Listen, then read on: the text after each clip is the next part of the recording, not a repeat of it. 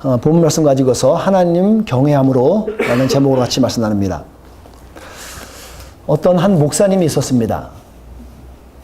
목회를 거의 30여 년을 목회하신 분입니다.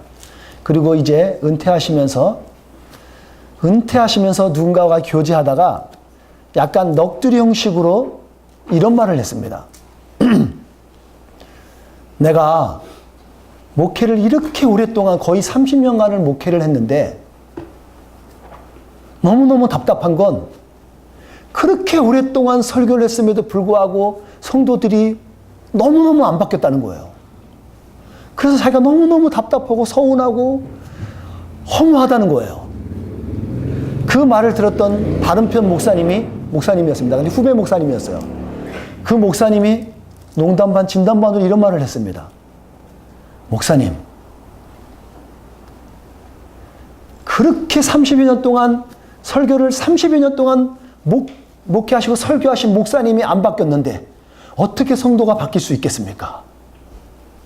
이런 말을 하면서 우스갯소리로 넘겼다는 거죠. 근데 우스운 얘기가 아니에요. 여러분, 설교를 많이 하면 사람이 바뀔 것 같을까요? 그런 것 같지는 않더라고요. 제가 그 예화를 들으면서 제가 깊이 좀 생각을 해봤어요. 나는 과연 설교를 하고 있는가, 설교를 듣고 있는가? 여러분, 우리 일상에 살면서 그러잖아요. 왜 내 남편은 안 바뀌지? 왜 내 아내는 안 바뀌지? 저렇게 오랫동안 내가 맨날 저렇게 했는데도 안 바뀌지? 근데 우리가 반대로 좀 입장을 바꿔놓으면요. 나는 안 바뀌거든요. 정작 자기 자신은 못 본다는 거죠. 여러분은 어떠신 것 같으세요?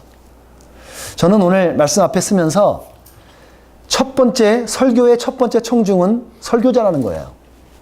저는 그렇게 생각해요. 저는 오늘 이 설교를 하면서 저에게 먼저 1차적으로 던지는 설교입니다. 여러분도 함께 하나님께서 오늘 주시는 말씀, 분명히 사람이 하는 거죠. 하지만 하나님께서 고창범 목사라는 사람의 목소리를 통해서 나에게 말씀하시는 하나님의 말씀으로 받는 은혜가 있기를 주님의 이름으로 축복합니다. 여러분, 오늘 말씀을 접하면서 여러분이 기본적으로 알아야 될 게 있어요. 많은 말을 했을 거예요. 근데 솔로몬에게도 여러 가지 이야기와 사건, 사고가 있었는데 솔로몬은 죽을 때까지 저목을 잃을 수 없는 아주 중요한 약속 2가지가 있었습니다. 이 2가지를 여러분이 백그라운드 듣고 나서 이 설교를, 이 본문을 접하시면 무슨 말인지 알아들으세요. 전도자인 솔로몬 왕은 잊지 못할 그 인생에 2번의 약속이 있었는데 다 그것이 기브온이라는 곳에서 있었던 약속이에요. 이 기브온이라는 곳. 2번의 약속인데 첫 번째 약속은 이거였습니다. 우여곡절 끝에 왕이 되었습니다. 왕이 되어져서 1,000번제를 하나님께 올려드렸어요. 그랬더니 하나님께서 열왕기상 3장 4절에 나와서 축복하는 내용이 나오는 거예요. 축복해요. 내가 너에게 지혜를 줄게. 내가 지혜를 줘요. 그래서 그 지혜를 받았다는 대표적인 사건이 솔로몬 왕의 지혜로운 재판 있죠. 아이에 대한 재판. 그것이 그 지혜를 받았다는 산 증거예요. 여러분, 타고난 그거 맞잖아요? 어떻게 그 시대에 그렇게 타고난 재판을 할 수가 있어요?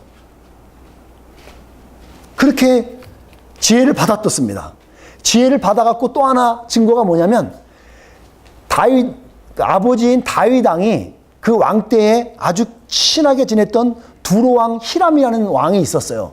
근데 아버지의 친구거든요. 근데 이가 얼마나 지혜로운지 평화조약을 맺으면서 그 아버지의 친구인 히람 두로왕까지도 아주 타고난 지략을 통해서 친구 삼아요. 그래서 그로 하여금 성전 짓기 위해서 지금 필요한 엄청난 나무들을 공급받아요. 외교술이죠. 엄청난 외교술이죠. 그는 참 지혜의 사람이었습니다. 그런 지혜의 왕 우리 솔로몬이 어느 정도 나중에 말하냐면 열왕기상 8장 56절에 보니까 이런 말이 나와요. 제가 읽어드릴게요. 들어보세요. 56절 여호와를 찬양합시다. 주께서는 당신의 백성 이스라엘에게 약속하신 대로 안식을 주셨습니다. 주께서 그의 종 모세를 통해 말씀하신 좋은 약속 가운데서 하나라도 이루지 않은 것이 없습니다. 그는 그 하나님을 찬양하는 거예요. 솔로몬 왕은. 명확하게 이루셨던 그 하나님을 찬양하고 있는 부분인 거죠. 이 첫 번째 하나님의 약속, 그 솔로몬은 죽을 때까지 질 수 없어요. 첫 번째. 두 번째 약속은 이거였습니다. 그 이후에 8장 이후에 나오는 9장에 나오는 내용인데, 히람 왕이 서포트해갖고 줬던 나무나 여러 가지 성전 기물 준비할 수 있는 거 가지고 다 7년에 걸쳐서 성전 건축을 완성해요. 그러고 나서 솔로몬 왕은 하나님께 그렇게 말합니다. 명분은 그거예요. 하나님, 내가 주님의 하나님 거하실 수 있는 성전을 내가 만들었습니다.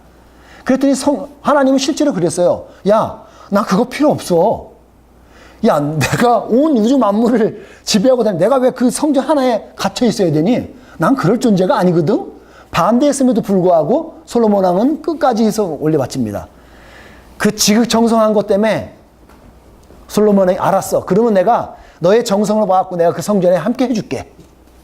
그러면서 이제 중요한 약속을 하나 맺게 됩니다. 9장에 나오는 내용인데요. 단서가 있어. 네가 이렇게 했는데 내가 함께 해줄 거야. 너가 말한 대로. 너가 다윗 왕처럼, 너의 아버지 다윗 왕처럼 전심으로 하나님을 섬겨야 돼. 그렇게 하면 내가 너의 왕을 영원히, 너의 왕권을 영원히 유지하게 해줄 거야. 여러분, 약속이 이루어지게 되잖아요. 그러면 거기 안에 조건이 따라 붙는 거예요. 자, 그렇게 했을 경우죠. 안 했을 경우가 나옵니다. 너가 만약에 그렇게 하나님의 전심을 따라하지 못할 수, 약속을 이행하지 못할 경우는 너는 이렇게 될 거야. 어떻게 해요? 순종하지 않고 우상 숭배를 하게 되면 너의 나라가 망할 거야. 망하는 정도가 어느 정도냐고요? 너네는 많은 사람에게 우스갯소리가 되고 많은 사람에게 이 가십거리가 될 거라는 거예요. 다른 나라 사람들한테. 여러분들 성경 다 보셨잖아요. 솔로몬 왕이 이 약속을 지켰어요, 안 지켰어요? 못 지켰죠? 그럼 하나님께서 어떻게 심판하실까요? 여러분 다 우린 다 봤잖아요, 이미. 성경에 나오는 이야기를. 이행하지 못했어요. 제약을 지키지 못한 거예요. 무슨 명분으로요? 내가 또 뛰어난 외교수를 가지고서 더 나라를 많은 사람을 화친하게 한다고. 그래서 그 왕비들, 그 공주들을 데려와서 자기가 왕비 삼아 버리는 거죠. 그래서 그 첩들이 오면서 뭘 가져와요? 자기 우상을 다 가져오잖아요. 그래서 짬뽕이 돼버리는 거예요. 전심으로 하나님을 섬긴다 해야 되는데 짬뽕 신앙이 돼버린 거예요.